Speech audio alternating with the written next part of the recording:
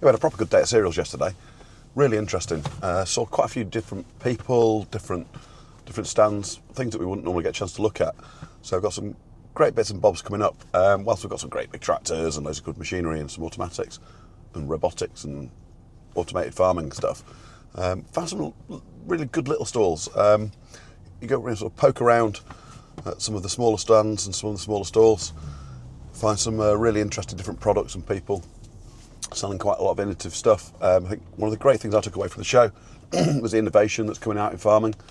For young people, whilst we're struggling for getting young people into agriculture, it's easy to forget all the subsidiary companies and businesses that surround us in our industry, and then vast wealth of opportunity there is there for young people to get involved in related industries or related services to agriculture, whether that be the engineering, the robotics, computer-aided technologies. I don't know, we broadly use the word AI for stuff, I think it's starting to get overused already, but there's so much innovation going on now through the utilisation of technology to make us more efficient in what we do in farming and contracting, that I think the next 10 years are going to be really, really exciting. But hopefully you'll just see some of the things that we took away from the show, some of maybe I don't know, I'll use the word fringe, but some of the other stuff that maybe doesn't get into the spotlight from other people's content, or when you're walking around the shows, maybe the things that you just don't happen to ponder upon somehow. So yeah, a little bit of food for thought there. We're obviously coming at it from a slightly different angle than some of the big arable boys that are attending the show. We're looking at some of those stuff that cross over into our conservation work and land management work. So yeah, hopefully you find this interesting.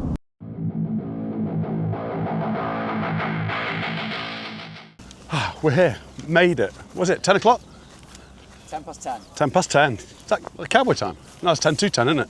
Wildflowers. Wildflowers look fantastic. The cornflowers, oxeye daisies, don't know what the others are, poppies. They're really good. It's great attention to detail, that looks really nice. Great for the insects. Well, he's got any beehives up here. It'd be nice to see some beehives. Just spotted our fellow content creators, M&M. Morning. How are you guys? Smile and wave.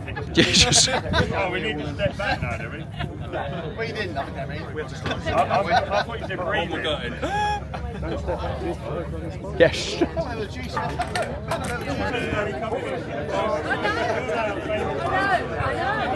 That's hilarious. It's got in a lineup. Sally, come on. Sally, get over here. You're the one.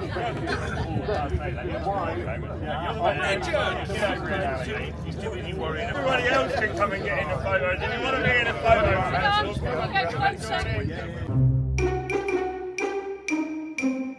want to say a big thank you to Michael. He gave us a bit on the videos early on. It was part of the inspiration of us actually starting doing this. You've been a great, tremendous help for us so far. I don't need my help, you'll do very well. Lovely to see you. Nice to see you again, Michael. Anyway. Yeah, thank you very much. Thank you. Paul's checking out the new RX 410. You'll make Hugh's week if you ring up and order one of those now.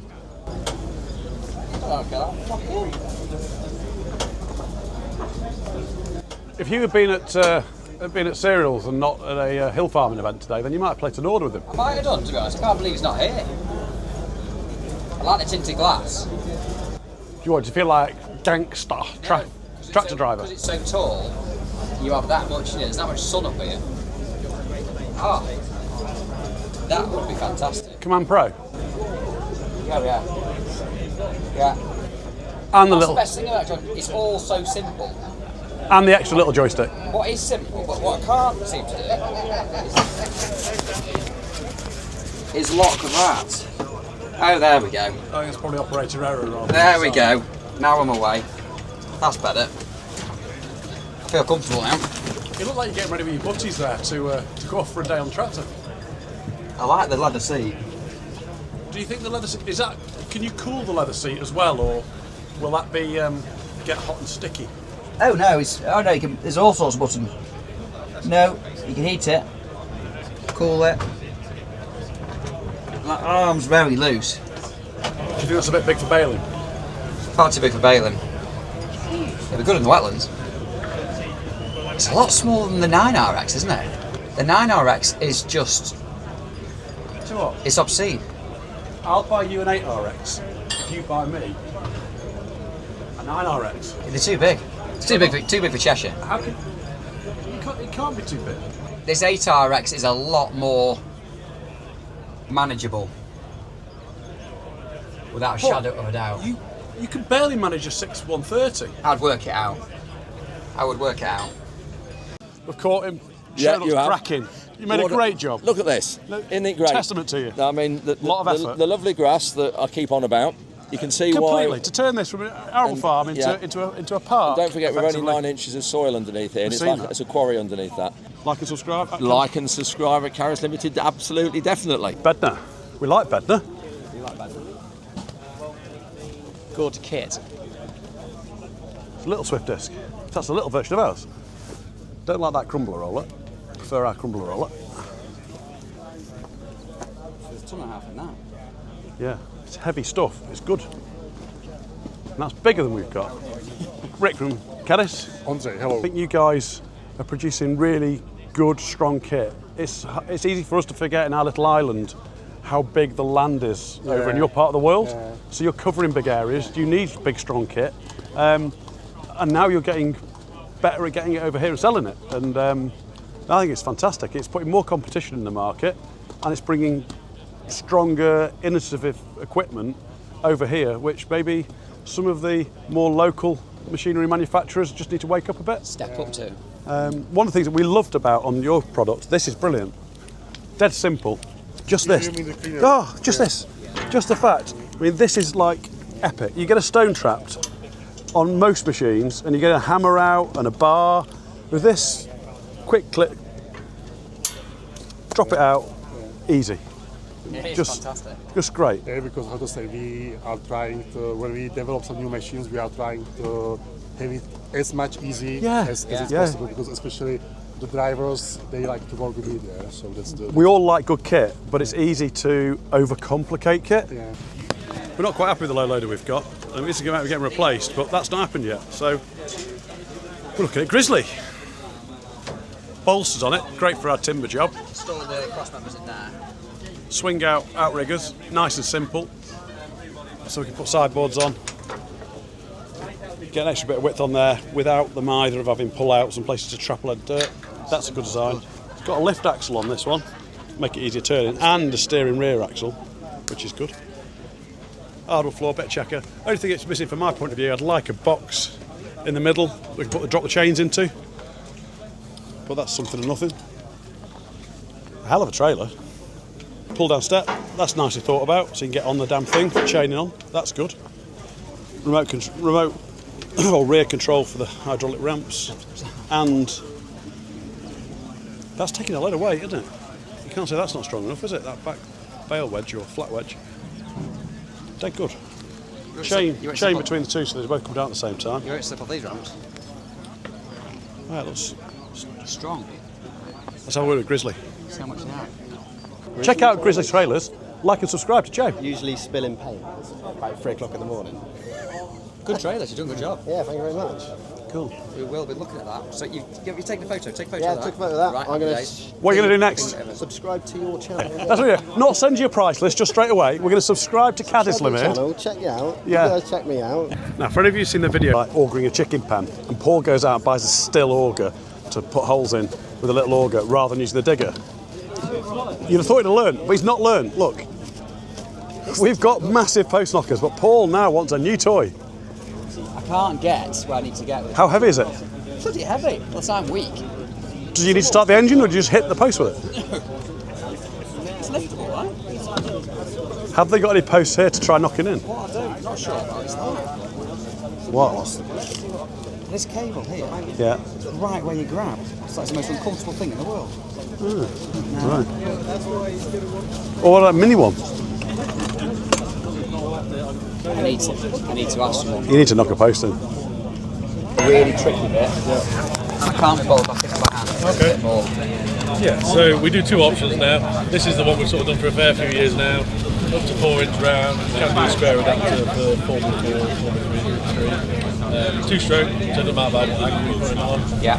And they are good for them jobs where you can't, you can't get in there with Well, the first thing I've just gone to it is to grab it. Yeah.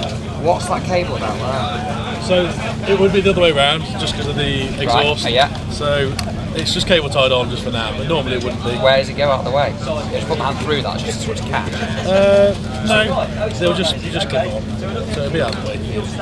It's just one thing. It's brand new. It's not a demo unit. It's brand new in the box. Can we try it knocking at it? Post further. I haven't got any fuel or anything because it is a sale one, not a demo one. We did knock it in. I was going to buy it now. Oh yeah. I would be walking away with this. Not right now. I'll come at the end of the day and pick it up. It's too heavy. Can of fuel, a lot of fence stumps here. Bang, bang, bang, bang, bang, bang. You just sold loads of them. It's got the fence posts on, but the ground is pretty good. You haven't got another one to just try. I have got a demo one I've got. I can't say it's going to necessarily. Let's do try it. any I just want further. to see how far it moves it. Yeah. Let me. Absolutely. Here we go, perfect. live And demo. there you will get a sale if it works. I'll have to give you a few minutes. I've got fuel in mind. Right, that's fine. I've come today. I want one of these. We'll go get coffee, something to eat, get some petrol in it, Come back in. and if it knocks it in a bit, not only will we buy one, it'll go viral. It's in this stand here now, Soilworks. This looks quite interesting. So they do natural fertiliser, poultry manure pellets. Just thinking these might be really good for tree planting, like as an alternative for sort of for sustainable use from trees and hedge planting. Some of my clients might like. So there we go. Fossil fuel based alternative, chicken poo pellets. I think that could be really, really good. There's the really, really good. I've not seen one bad one yet. But it makes you feel like you want to be an It animal makes farmer. me want to. Yeah. If I you guarantee can if you can make it look this good. Yeah, but if you started growing wheat, Paul, it wouldn't look anything like this. Hello again. I don't know. It wouldn't. It wouldn't. But if you grew something like that, it wouldn't look anything like that. It would be dead. The pigeons would have eaten it. I'd have shot. No, you wouldn't. The pigeons have eaten it. It looked terrible. We're not growing wheat. Absolutely no idea what this is whatsoever. We've got a German Shepherd at the yard for security, but this is like farm security on a whole new level. I thought that was some sort of no. Oh, yeah, we'd have bought one. It's a replica of the 16 of these around the UK. Right. So basically just suck it, they're basically upside down vacuum. Yeah. Suck insects in, they get caught in the bottom, and then they weekly get sent to Rotherham. Are you the reason why I don't get any bugs on my windscreens anymore then when I'm driving to Scotland? Probably not, no. You're not impacting them. It's not that efficient. No, it's not that. They weekly get sent to where? To the research centre? So, yeah, sent down to us where they basically get counted. Are you finding the insect population is on the increase or decrease? Because like he just said, like he said, It depends where and at what time of the year. because we going back 10 years ago, you always have to clean your windscreens. Yes. Because of insects everywhere. That was a massive downturn. That. But this year was better. That's what I was going to say. It's only got better the last couple of years. Just the climate, I think this time, a bit drier, Maybe climate. warmer. So this is mainly aimed at like agricultural pests, Yeah. not general insects. So this is just an example. So basically this is set up. So this is called the Rotherham Insect Survey. Right. It's been going for about quite a long time now, and basically they just collect the number of like when it's kind of like a warning for farmers of aphid numbers are on the rise. Get out. Therefore, you may want to consider spraying or not. Basically, so it's just more just monitoring when aphid or insect pests where they are. And farmers to buy into that. Some farmers, The data is freely available. Oh, is it? Yeah. So every week, the data gets uploaded on. Who pays for that? How are you earning money? How are you funded? Rotherham itself is public funded. The government is doing something for farming. Brilliant. Oh, that's good. That's great. Unbelievable. Oh, that puts a little bit of warmth in our hearts. So you don't sell magic? I'm afraid not. Talk us through it. So, we have a range of stimulants, biofertilizers. Right. So, one of our main ones is Converter Bio-NPK. Okay. This is bacterial-based Bio-NPK product. So, Bacterial based. So you culture it. So it contains nitrogen fixing bacteria and potassium solubilizing bacteria. So you're generating some nitrogen for the crop with the bacteria, and then you're mining and making bioavailable potassium and phosphate.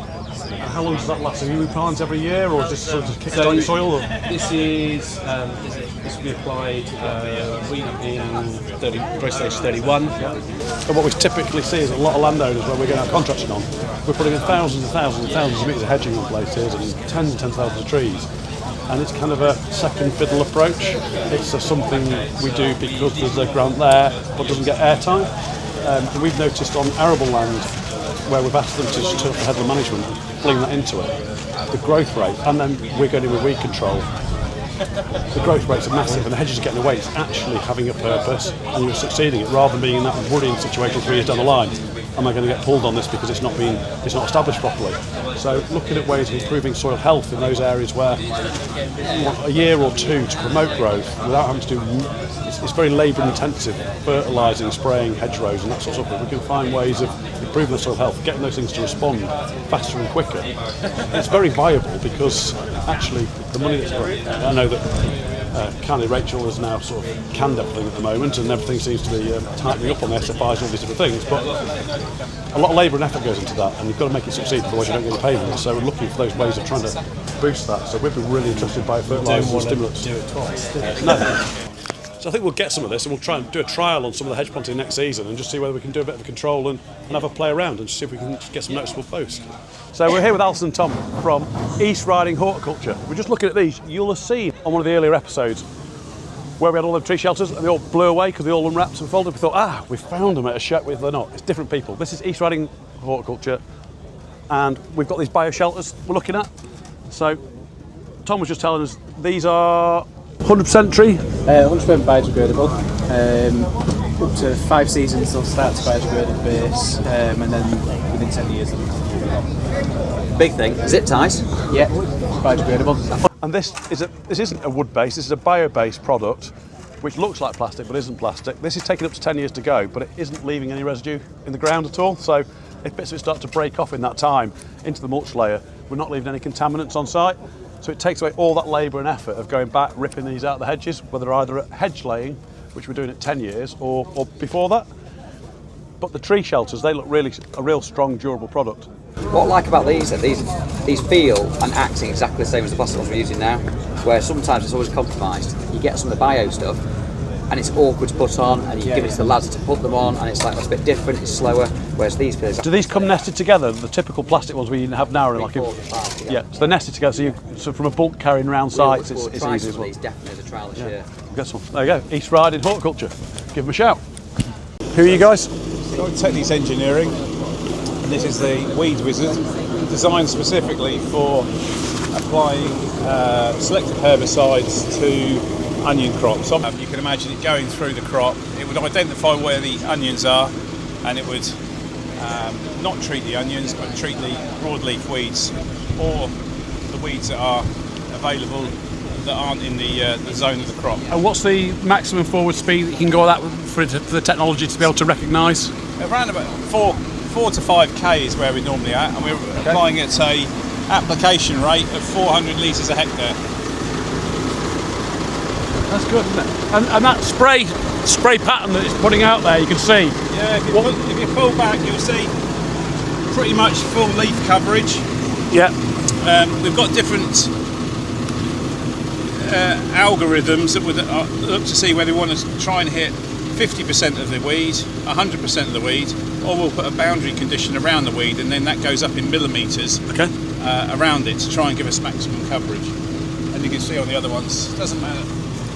We set in minimum weed size as well, so if you've got, it's a way of using it to ensure that we hit the targets we want to hit. And the maximum width you can get out to with these now? Currently we're at 6 metres, so this would be following the drill. Okay. Whether it be sugar beet, onion drill, carrot drill. It's fantastic, isn't it? It's quite straightforward. If I look up, if we pull him forward a little bit. You put all the money into the R&D of the machine and not the tractor, didn't you? Indeed. Okay. So the weed has been identified by the camera. Yeah. It's got a blue shape around it, which means it's ready to spray. As we go over, that'll spray, and then everything around that is being untouched. And we've got a 50mm parameter around that, so we're getting 100% of the weed plus 50mm around. Cool. I mean, this is just going to go faster and faster now, isn't it? Like, we're just going to see this technology. Yeah, forever growing, and it's going to get better and better. The next 10 years, this technology is going to be on so many of the big sprayers, isn't it? Yeah, at the minute we're 6 metres, but in 10 years we're going to be on 36 metres. It makes sense for everyone, doesn't it, really? Less product, better for the environment, more targeted. Exactly, We could do more applications more often in a more targeted way to get a better effect. Yeah. And what do you think? Do you think there's a future for other pests and diseases? Like, could we be? Is there any merit in mapping, I know, fungus through a field or something like that? Do you think that technology will? That will definitely come as well. Yeah. Where we might do variable rates depending on the areas of the field which need more or less application. Absolutely. It's exciting times, isn't it? Very exciting. Very exciting. We want it to get into mixed species grassland to target aggressive weeds in that for some of the different project sites we work on. Yep. This isn't quite there yet, but we're not far, are we? No, that'll be soon. That'll be the next few years. We'll be doing green on green in grass fields, identifying weeds within the grass. And recognising different shapes, different and colours. Exactly. No, it's cracking. Thanks very much for your time. All right, thank you. Brilliant, cheers. So you can see those nozzles now. As it goes here, just